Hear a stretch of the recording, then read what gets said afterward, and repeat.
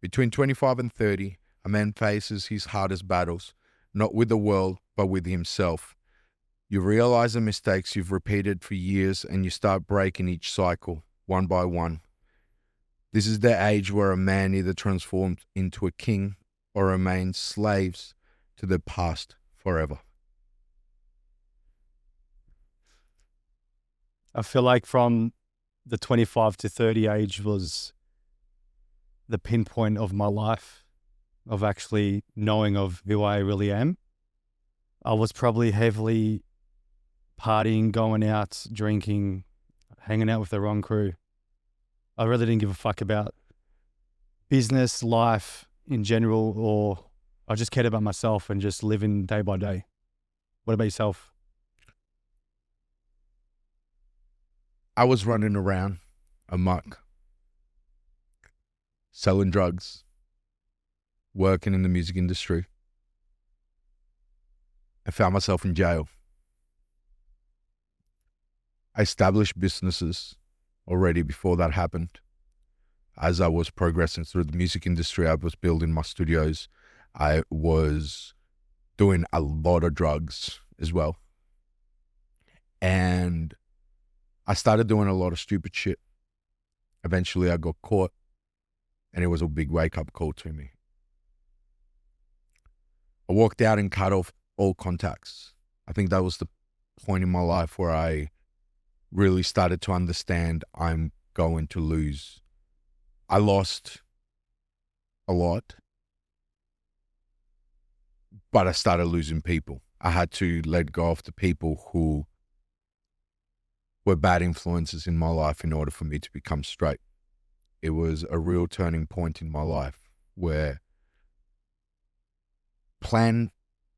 there was no plan A became the only plan, and there was no plan B. So that my plan B was plan A, and I have nothing else but to do that. I'll go back in the studio, I put my head down, and I worked as hard as I could.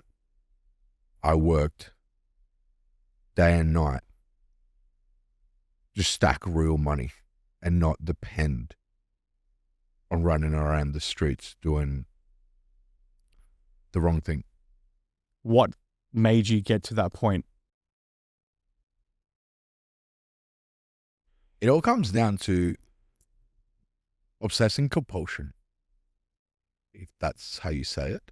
I have like an obsessive behavior, so like an addictive personality, however you want to call it. I tried a few things and I was like, oh my God, this is cool. And friends lure you in like, hey, let's get a bag. And then a bag gets addictive. And then all of a sudden you find yourself drinking every night. And all of a sudden you find yourself doing drugs every night. Just like yourself, I have a foreign family. No one in my family does anything I do, and no one understands what I do. I have no influence from my family in regards to what I do. It was more the fact that mum kicked me out of home for me rebelling. I was always rebelling, always. It's like, no, I don't want to do this. I want to do this. I want to do this. I want to do this. And I was always out doing the fun stuff. I never wanted to sit down in a classroom because I just couldn't comprehend. So I was out doing the fun stuff. And while I was out doing the fun stuff, you encounter other people that are older, that have been doing the fun stuff for longer, and that have access to more fun stuff. And it just really got really messy.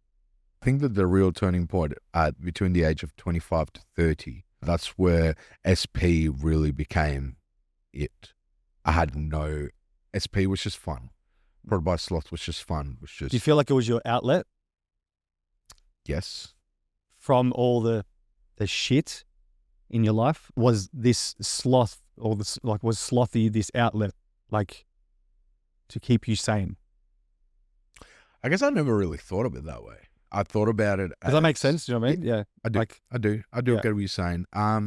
It was more, as a musician, we are programmed to, create a name and create a personality and all that. It helped me develop my own personality by exploring all the worlds. If we actually backtrack in, exploring everything I did created this personality of mine, just like monkey see, monkey do. You pick up traits, you pick up habits, you develop yourself, you develop your personality, you learn from others and whatnot. And this whole image became it. And I became that, which then I had to turn into an actual, okay, I gotta capitalize on what I did and really become legit, or I'm going to get caught in a cycle, which is why I went in with no plan B. I'm like, okay, cool. That didn't work. Let's try it a different way. This is literally plan A to Z. There's no plan. It's plan A over and over and over. Every day is day one. It's just on. It was,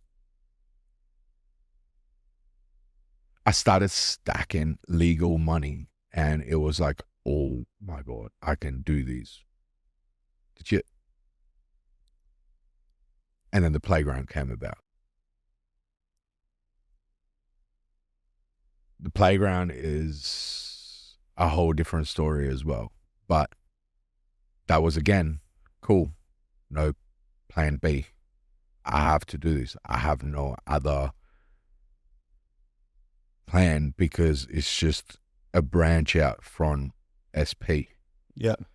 And as a studio owner, you would know, you have previous past experience owning a gym where you eventually, it's just like, you can't just sit at the top of the ladder. You have to keep climbing the ladder. And if you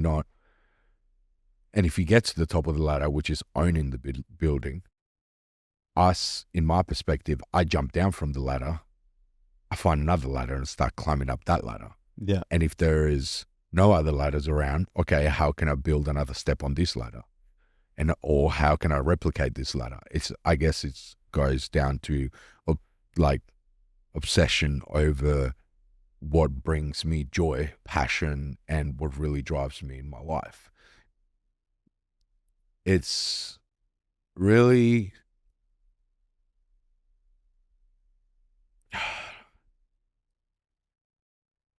it's a topic that takes quite a lot of unpacking and quite a lot of transferring to be able to project everything that happens within 5 years' time. But there's always like three pinpoints during that time that really lock you into perspective, and you lock in from 30 onwards. You drop a lot of your friendships and you start focusing on you, and then you realize that your friends become better and you elevate the friends around you. I feel like once you get older, time goes by, your circle does get smaller. And I feel like when you're in the ages of, even like from that 16 to 22, give or take, you just don't give a fuck. You don't, you feel like if you got 100 friends, that's the most important thing. But when you get older, you rather have those one to two, three close, good friends that you can actually trust and they want to succeed with you. Like, how many friends have you lost in the last 5 to 10 years? Thousands. And where it's either like these people, if like they're either fucking drug addicts, criminals, or fucking doing nothing and just living a mediocre life. Yep.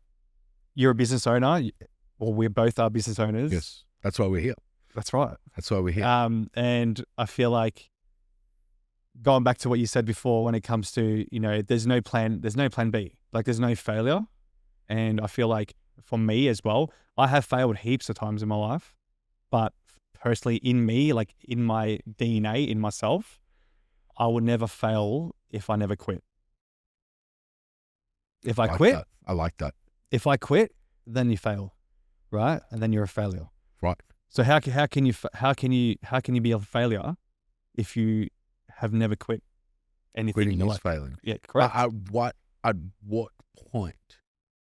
There is certain things that, cool. So like, this is not working. You need to stop that. You got to adapt. It's either you adapt or you do something different.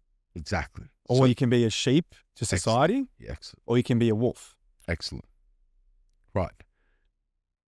Some things will fail in your career, 100%. but there's always another option. There's always another way. 100%. Literally, I like the amount of shit I failed in life. I got fired from like 20 jobs. Yep.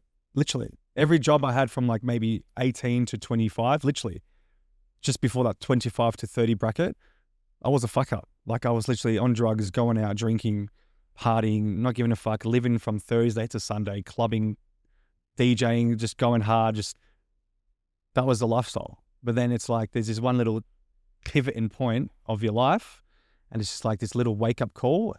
Everyone has a switch, and I feel like I hit that switch when I was about 28, and then that's when it was all different. Yeah.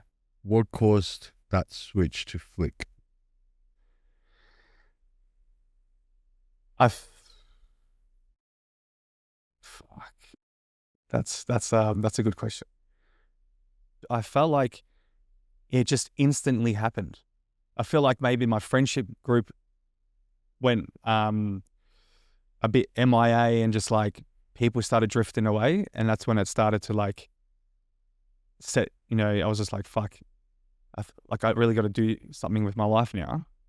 I started seeing mates going to jail, like drug addicts, like people on fucking ice and shit. Like, just that community, that vibe. I just didn't want to be a part of it. And I feel like the tipping point is for me. I joined the army. I literally joined the army. Yeah. So I think that's when I was like 28. Yeah. Yep. 26. Yep. Fuck, something like that, give or take. That's crazy. Yeah. I think that's what happened. How long were you in the army for? About 2 years.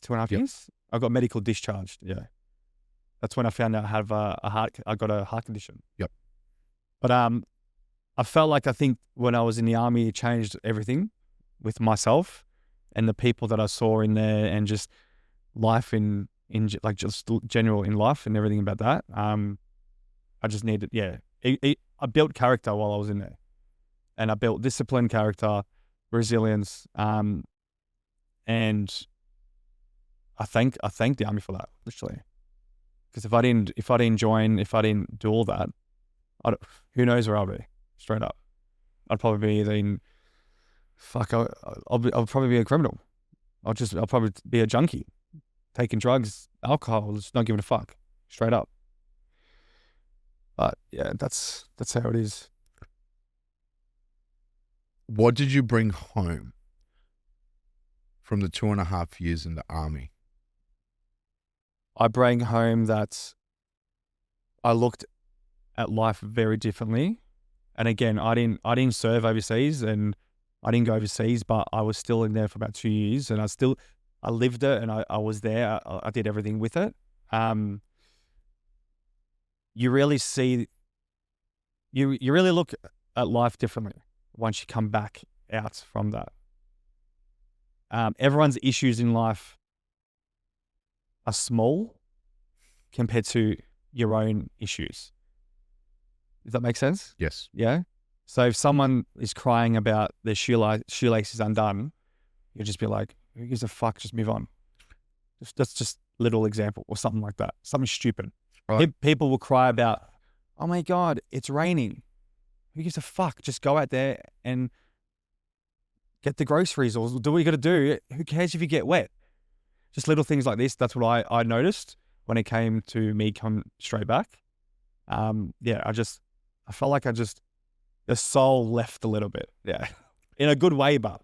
I have this theory that I really use to help me really ground myself in order to keep myself calm and very well composed throughout my life. And I really like to look at things in the rule of 5. I actually made a post about this not long ago, which, as you were saying, the shoelace is undone. When that worrying comes, that emotion of worry, that emotion of being upset, the emotion kicks in you, and that we always have a second voice in our head, right? We always have our best. No one speaks to you more than yourself, and no one knows you better than yourself, right? Anyways, and when something goes wrong, just like the shoelaces, I always say, is it going to matter in 5 minutes? Is it going to matter in 5 days? 5 months? 5 years? Five lifetimes? Is it really going to matter? If the answer is no, then why are you letting an emotion take over your life, absorb you, drain your energy, and possibly ruin your day when it really does not matter? The only thing that really matters is keeping yourself happy, being happy, and maintaining your health in order for you to be able to live a healthy life.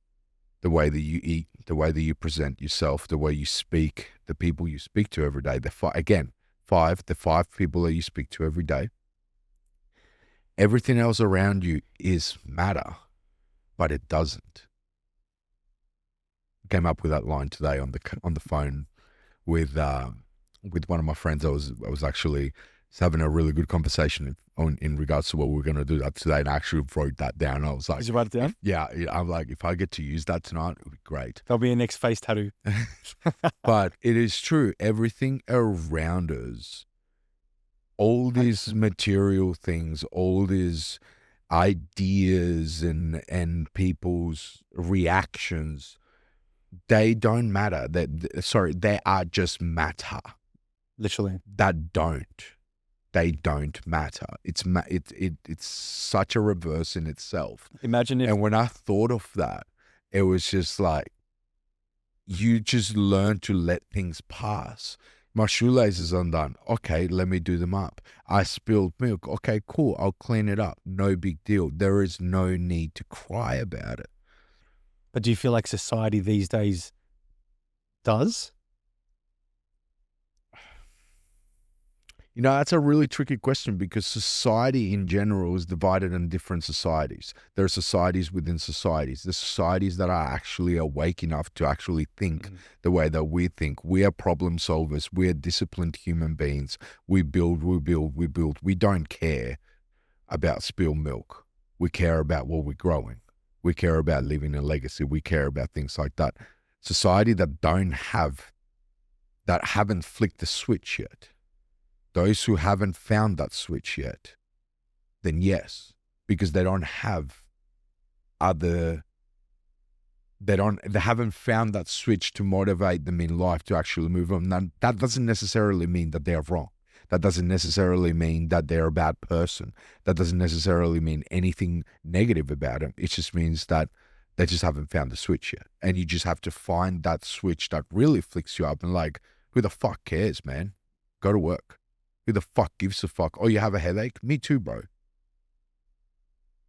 You know what I mean? I started businesses with nothing. Genuinely, when I started the playground, I genuinely thought that I had enough money to build a studio. I had a stack of money. It was fucking awesome. I had a meeting with my accountant and one of my business partners, and I'm like, hey, I know that we're like going this way, but I have an idea, right? We're booking studios all the time. Why don't we build our own? And it was just like, I was ready to put up a fight. I was so ready. I had all these notes, everything. I had this plan, everything. And they both looked at me and said, go ahead. And I just stopped. I'm like, what? They're like, yeah, do it. They believed in me because I believed in myself and I had a plan. That switch became even bigger. That switched again. It was another switch. It's like, okay, cool, let's fucking go. I started the playground. And halfway through, not even halfway through building, it was about a third, I ran out of money. So this was halfway through the build? Not even halfway through it. It was about a third through the build. And I'm like, oh, fuck, I'd really miscalculated this. And I was like, what do I do? And so I sat down. I'm like, all right, let's break it down. I didn't back away. I didn't buckle. I figured a solution. And so I did. finished the psych, opened the studio with just nothing but an empty cyclorama. The size of the cyclorama, back then when I opened my cyclorama, there was only one other cyclorama in Melbourne that was just as big with 3 walls. So people rented the space. The people brought their own lighting. I had no lighting. I had no floors. Genuinely, I had no floors, no lighting. I just had a white cyclorama, and that was it. And I worked with what I got to get to where now I have a fully established studio. Was there any point at that given moment were you questioning the ability to have the studio that you wanted? Question it in how?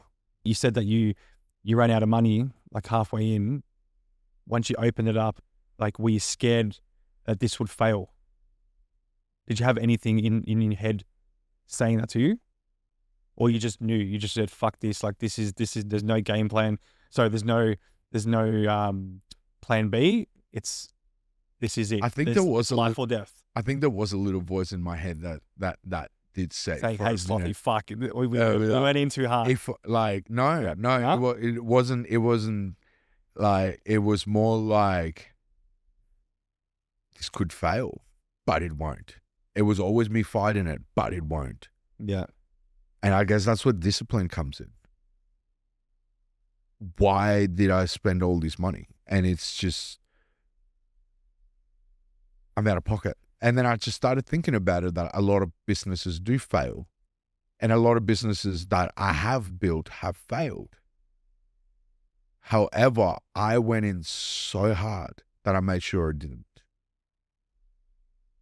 And maybe that voice was there, but I screamed at it so loud that it wasn't heard. Yeah. I can really relate to this because I owned the gym. Yes. In 2019, I opened the gym, and I literally had $5,000. That's all I had, and I'm pretty sure I think I borrowed it I borrowed a half, or I borrowed full the 5K from my mum. I'm like, Mum, I want to start a fucking gym. And then she's like, well, you got no money. What are you going to do? I'm like, I had a shit credit rating at the time, like just young and dumb shit. And then she gave me the 5K. I found a factory, 120 square meters, give or take. This was before I even knew that I even have to get a council permit. So council permit, 3 months upfront rent to sign a lease. Yeah. So that's already the 5K gone. So then I was like, fuck, what I do? Yeah. How am I gonna do this? So I literally had to borrow another 5 from my mum again. So it was 10, and I had some scrapages, probably like $2,000.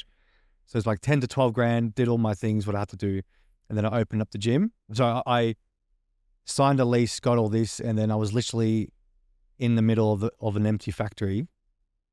And I was sat in the middle, and I said to myself, how do I build this up now? Like, how do I get people to come into this gym?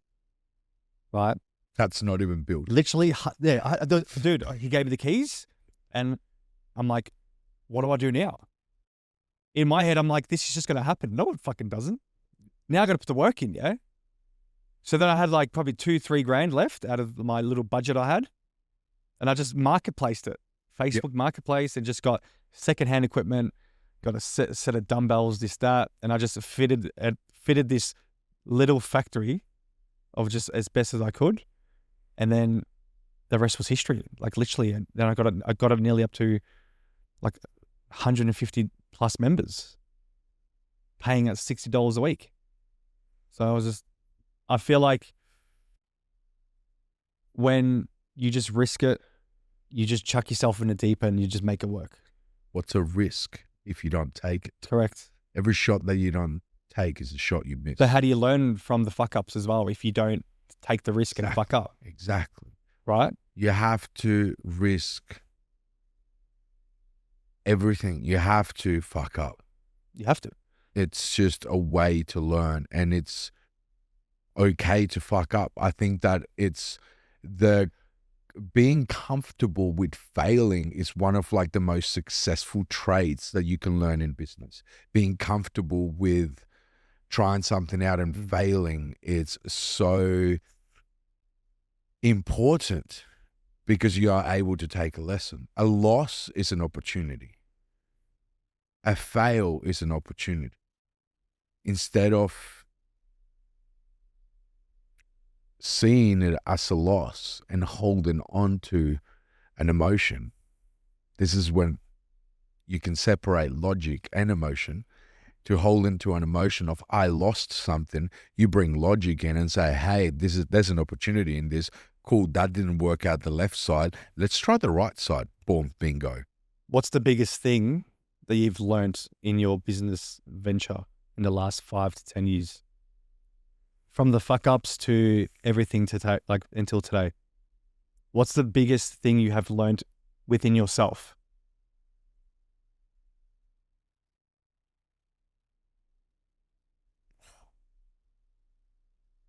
I'd say everything.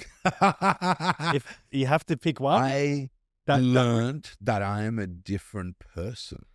If I met you back when you first opened up, or you had this little vision in your head that you want to open a playground. If I met you then, would you be a different person to how you are today? Yes. So in what way?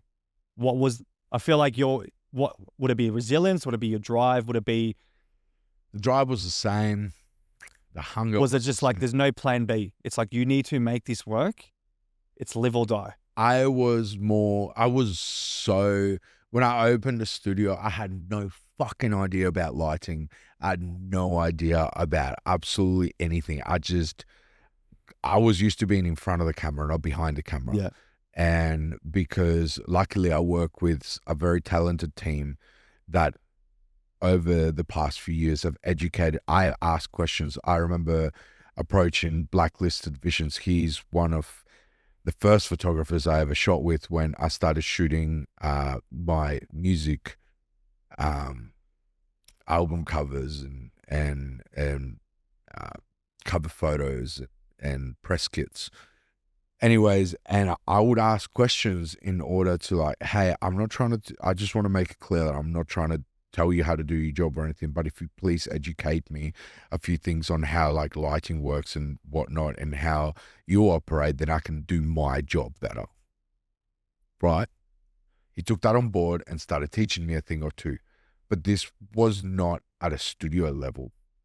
This was at street level. There was no lighting. We just played with what we got and all that, blah, blah. We learned more like posting profiles and things like that. When I opened the studio, I had no idea about nothing.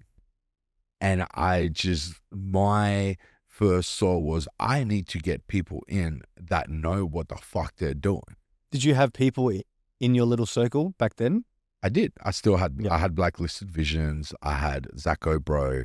I had Sammy Dunn Photography, and they came through and we started learning from each other. If you didn't have that circle, how would you have done it? Or just like hypothetically, if you were just, no one knew who SLothy is, or you had no music talent behind you or anything like that, you just wanted to open up a studio, what would I wouldn't have done it because it wouldn't have been a field that I was specified in. True. That's a good one. Right? Yeah. I did it because it was something that it was part of my brand already. It would just make sense to make, for a water company to make sparkling water as well as still water, right? Yeah, 100%. It goes hand in hand, apples and oranges, right? I don't think I would have. I wouldn't have opened just a studio for the sake of it because I would have no idea about it. I wanted to level up my career, right? So I opened my own studio thinking I would be able to have all these things, but then I didn't have the money. And so it's like, fuck, I'm left with a blank canvas. Now I got to make money. And my first intention was, all right, cool. How can I make money? And I always have this motto of I need to make my client money. In order for me to make money, my client has to make money. I can't just take my client's money, because if I do that, then I'm draining my client. My client becomes dry. I lose a client. The whole point, the whole game in this, the whole game that separates you from being good at what you do and someone that just floats around and builds a bad reputation, is being able to generate your clients money and being able to meet your clients' needs. But if I'm going to keep on taking their money and deliver bad content, deliver stuff that's not going to make them money, how am I going to get paid? That money's eventually going to run out. This is the moment where I've been following a couple of photographers, including Ethan, EB Society, and Corey Freeman. And I approached them, and I remember approaching Eb, and I'm like, "Bro, I've been following you for a long time. I just opened a studio." And he's like, "Holy shit, that's so cool." And I told him the size of it. He's like, "You what?" I'm like, "Yeah, it's a pretty big cyclorama." And he's like, "That's massive." And I'm like, "Yeah, what the fuck do I have to do to get you in?" Like, that's all I know. Like, what I got to do? And he's like, "What do you mean?" I'm like, "I really just, bro, you're insane. I don't think you understand the level of like how crazy you are. Like you're in, like, in a good way, obviously." Like his work's incredible. Like honestly, It's unexplainable. Like, he understands photo art. It's not many people do. There's, like, I always explain, like, there's a guy that runs around with a camera taking photos, and then there's an artist running around creating art with a camera. And that's not just in photography. That's genuinely in every career, every path.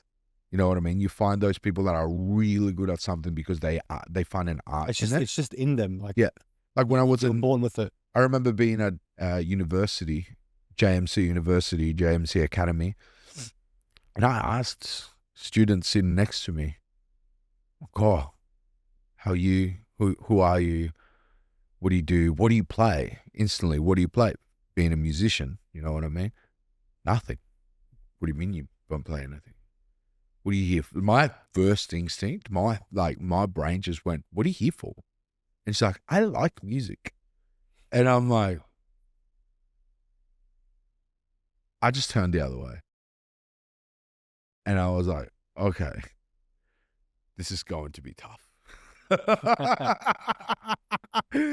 And then I found that, like, quite a few people were like that. And I'm like, okay, cool. You just haven't found your path in life. You just experiencing, it's normal. I have found myself to be in the same situation where I walk into a room because I like that.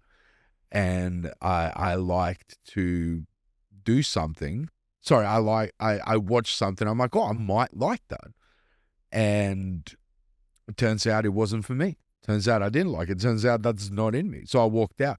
Some people don't. Some people go all the way through because they haven't found the switch. Right? Oh man, that was a moment. I'll never forget that. I'll never forget that. Like, I like music. And I'm like, right.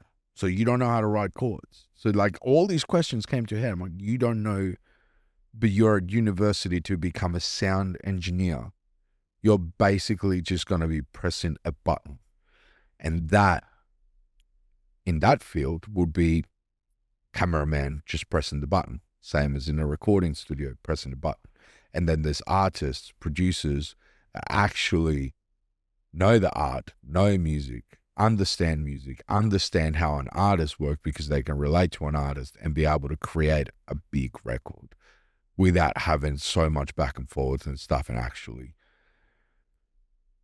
yeah. So with going full 360 on that, going full, I do take a lot of side quests with a lot of conversations, but Eb himself is an artist. He's not just a photographer, he's an artist. I've seen more than just that. He has had a progress from, he has done boudoir, he has done a lot of things. His story's amazing. I love sitting down and having a conversation with him, and I'm sure we're going to have him here eventually 100%. because he's around us. But Like I said earlier, he's I personally haven't met him like in person yet. Yeah. But I follow him on Instagram, and fuck, his work is incredible, man. Like honestly, like shout out to Eb. Yeah. Insane. And then, I approached Corey Freeman with the exact same approach. Like, hey, Corey's crazy. He's insane. Absolute insane. Yeah. And it's just, me and Corey just started bouncing off ideas and all that. And eventually Eb came through with a photographer, and I teamed up with a friend, Sophia Royale. And I'm like, let's book Eb. So I booked him in my own studio. And we did a photo shoot with him, and working together, we realized, like, holy fuck, we're on the same level. So me and Eb started talking more, and by the way, that photo shoot was crazy. We spilled red wine all over the place, all over the cyclorama. It was crazy. Like, it was like the first time I spilled so much on a white floor, and like, it was crazy. But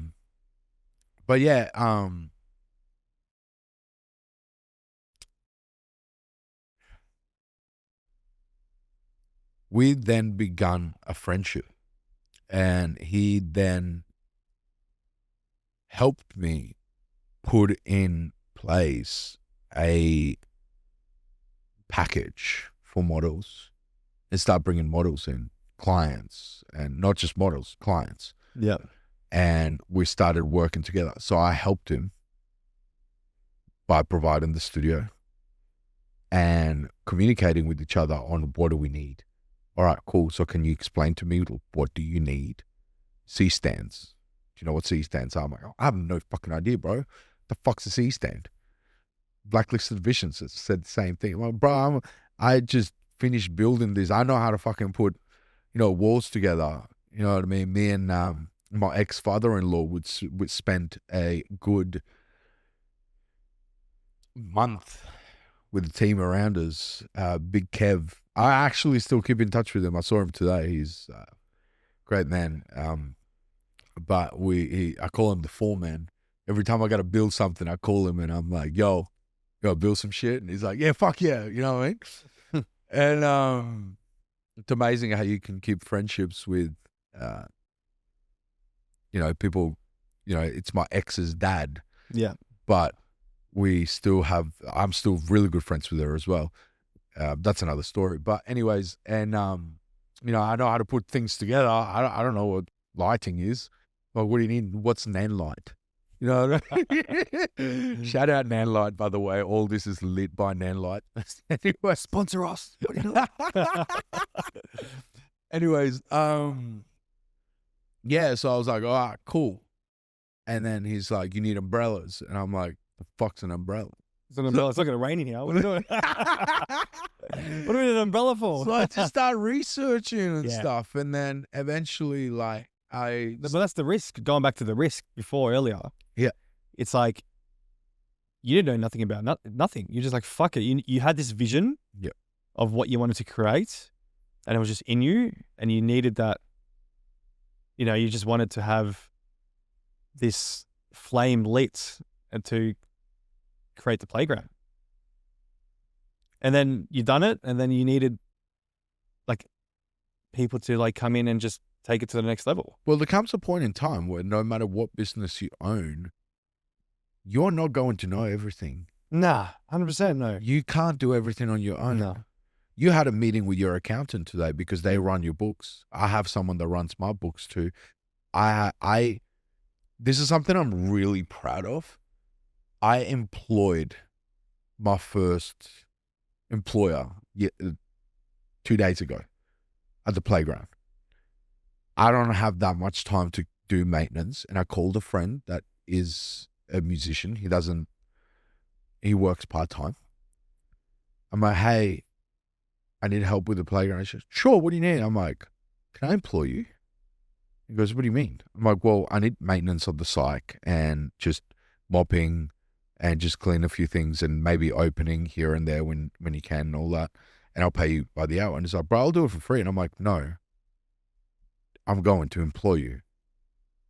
And this was another switch that switched in me. I'm like, holy fuck. How did you feel when this? I am still thriving from it. It's been 2 days and I can't stop thinking about the fact that I employed someone.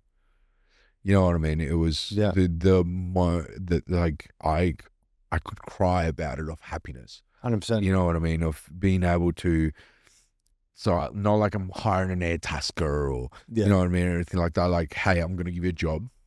It's crazy to think when you going back to the start of it all. Yeah. Would you ever thought that you're going to employ someone? At one point in my life, I wanted to give my friends jobs. Yes. Yeah. When I started working in music, when I started working in music, I had the exact same thing. Sorry, not when I started, but when I started, it was all fun. And then he got serious. When he got serious, it was like, holy fuck, cool. Like, I can give my friends jobs. I can make my friends money. I'm making money. Why can't you? Let's make money together. All right, cool. Now let's add more people to the team. All right, cool. Let's make money. Let's make this venue money. You know what I mean? And it just became an addiction, I guess. You just want to be within a circle that everyone thrives and grows together. Yep. And so now it's like, all right, cool. I employed my first. And now all I can think about is just like, how can I give him more hours? How can I employ the second? What is the next step? And now, again, I have just built another ladder. You know, I heard this quote the other day. I believe it was either Alex Hormozy or Chris Williamson. I really love to listen to them a lot, and I quote a lot of their stuff. And there was something that I really resonated with, and it was, if there was a ladder, would you rather stand at the bottom of it so you don't have to do anything? Would you rather be climbing up the ladder, or would you rather be on top so you can see the view? And you find that most successful people would choose to be in the middle of the ladder because you're climbing. You just have to have that climbing mentality where it never stops. You can never stop. The minute that you stop, that you get to the top of the ladder and you just sit there, your world just stops. You can have everything in the world, but you are not doing anything. You become stagnant. A lot of people choose that because they want everything, but don't realize that the climb is more fun than the top. And by having that mentality, you can achieve absolutely everything because you will just keep building and building and building and building. You climbed all the way to build next gen. You got to the top and you're like, cool, I know what I need now. And now we're in a different studio, aren't we? How did that transfer go? And imagine if you didn't, I'm sure that you can resonate with this, but if you didn't have the climbing mentality, you would still be a next gen, struggling. Correct. Right? So what made you make that decision? I needed to make the call of, am I going to continue the life that I'm living at that moment as a studio owner at that scale of what I had? Because that was a big studio. That was a huge studio. It's hard to run a big studio. Oh, especially by on yourself. a one-man show. Yep. And this is where I learned. This is going back to the failures. Yep. But you were also a photographer. Correct. That's right. So the reason why I made the call to go into a different studio, on a smaller scale, is because I wanted to keep my creative flow lit. Yep. Yeah. I felt like being a studio owner was taking me away from the camera. Yep. And that's what I didn't sign up for. Yeah. I wanted to be behind the lens, taking the shots, being creative, and just ripping out some fucking awesome photos, man. Yeah. And video. You are a very good photographer. That's why we're thank here. you. You are. Thank you very much. I've been watching for quite a while. You're very good photographer. And I still have heaps to learn. I'm still new in the game as well, yeah. Like I've only been doing it for 3 years, not even 2.5 years. Yeah. Well, you have an eye. Thank you. Thank you very much. It's very good. And I think that's what I'm addicted to, is always learning to become better. And I want to fail. That's my mentality. Yeah. Like I want to do things and fail because then I can learn from the fail, and I can learn from the fuck ups to become better. Yeah. Prime example is the studio, right? half of me says to me that it was a failure, then half of it wasn't, because I still have a studio. If it was maybe someone else, they could have just closed the doors, locked up, see you later, fucked off, and gone back to just a everyday job. But I couldn't do that. I didn't want to, you know, I didn't want to put out the flame, and I wanted to keep going. And that's me coming back from what I was saying about, if you don't stop, how do you fail, right? Because at the end of the day, I just adapted to the situation by going into a smaller space, and still doing the same thing of what I can still do, and just not have that burden on me of having this big ass studio to try and maintain while doing other things what I do in life, which it got too much. I couldn't do it. Yep. People can look at me and say that, you know, Alex had this hectic, sick studio. It was fucking awesome. It was sick. Studio. I watched that studio grow. I watched you. I messaged you so many times in regards to your new sets when you did the gym set. Yeah. I don't know if you remember, but I friendly reached out because I saw what you were doing, and I'm like, this is amazing. And obviously, it is important to build relationships in the same field. And what you were doing was fucking awesome. And I couldn't believe the scale of your studio. I thought I had a big studio, and then I saw that. I'm like, whoa, it was more. But that come back down to the risk, and yeah, you got to risk it, man. Like, you know, I took it by the balls, and I said, I'll give it a crack. And I just, it was good. Like, I had some amazing sets out there. I had, you know, I hired it out to a lot of different, you know, brands, like e-commerce, and, you know, even like photography events. I was hiring out for events. It was going well. It was amazing. But again, just the maintenance behind it all, I didn't want to do that. Yeah. Like, you got people that want to be the studio owner, and there's like, as in like the manager, the owner, the face of it. And I didn't fall in love with that. Yep. I wanted to be the photographer. I wanted to be the creator. Yep. I wanted to be that creative person. Yep. Just wanted to put out my work. And I felt like I was lacking in my work as well at some points. Because you had too many things to worry. I was just doing a lot of things within the studio, and I was doing other things as well, flying in, flying out, doing other jobs like with my photography as well. Yep. And I just got to the point where just mentally just fucked me. Capacity was just like, it cooked me. And you feel better now, yeah? Oh, heaps better. 100%. And, you know, people out there probably look at it like, you know, they can judge it. They can say, you know, you know, Alex is a failure, blah, blah, blah. Fucking, what are you doing? Yeah. Like, what are these people doing? I'm taking risks here. Like, it is what it is. And I admit to the fuck ups, and I admit to the, you know, the risking and all this shit. Like I did. I learned a lot. I learned a lot from that. Fucking hell. 100%. I learned a lot from that studio. It was good. It was amazing. And I loved every bit of it. I just had to pivot into different directions. Yeah. I'm going to finish with this. The blueprint is believing in yourself. The cheat code is discipline and consistency. The truth is nobody's coming to save you. Without that, what you just said, what do you have? Nothing. You got a failure, right? Because at the end of the day, if you don't stop, you don't fail, right? I haven't stopped, bro. And you haven't as well. Yeah? Yeah, people can say, again, going back to my studio, I've moved into another. I still have a studio. I haven't closed the doors. We're recording out of the fucking studio now.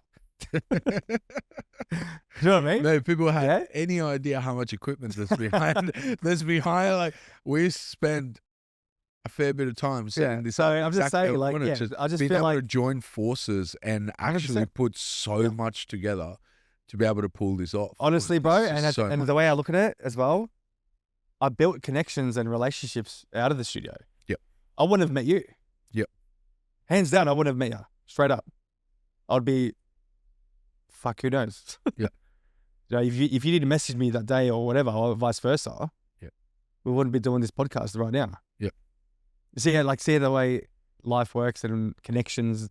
Yeah. So I look at that studio, what I had was the best thing that's happened because I created networking, friendships, and just, like experience.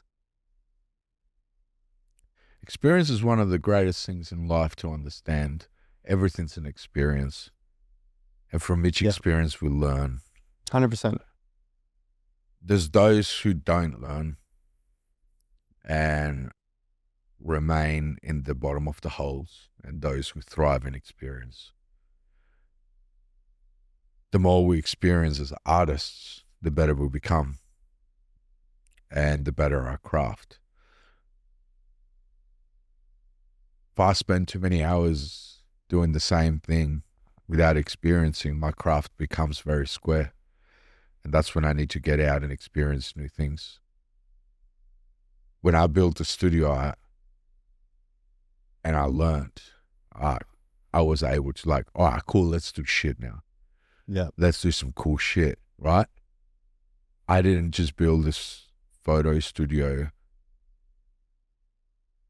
just to own a studio, but to get messy, because I wanted, like, my album cover took, if you're a follower of my music and you have seen the video to colors, pouring all those colors on me, the paints, everything. I like to experiment with paints. I like to paint people. Like, I completely cover them in paint. I did a blood shoot with 100 liters of blood. No studio lets you do that. Nah, there's no way. So I had to build my own to do it. And I started taking risks, and I started taking risk, and discipline came in instead of just fear. Fuck fear off. Discipline comes in. Let's do it. And You know what I feel I feel like you have learnt, going back to what I said before earlier, what have you learnt within the last 5 years? I feel like that you have no emotion to fear. True.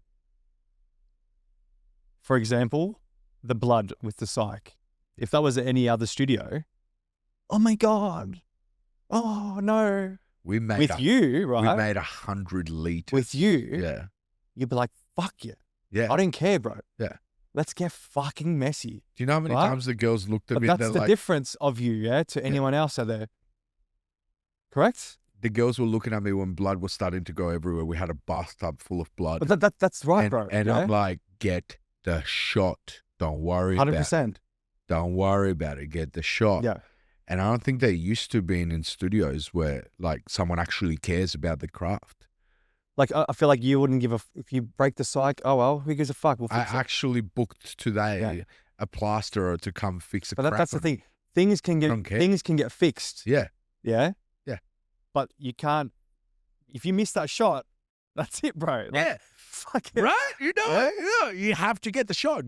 But that's what makes the difference of a successful person than just some normal mediocre. There's an artist I used to work with called Legend the Rapper.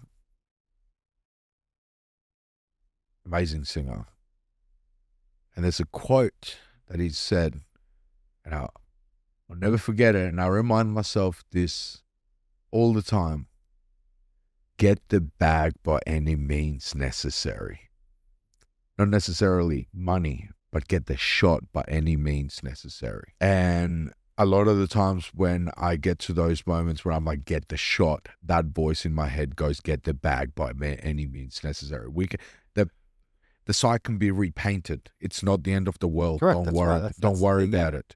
Don't worry about it. Let's go. Let's go. Let's go. And the shot got done. We got the shot. Yeah. And it was 1 o'clock in the morning, and we're hosing down the girls because they're covered in blood head to toe. But that's the thing as well. Like 1 o'clock in the morning, no studio is open at 1 a.m. Yeah. There's no way.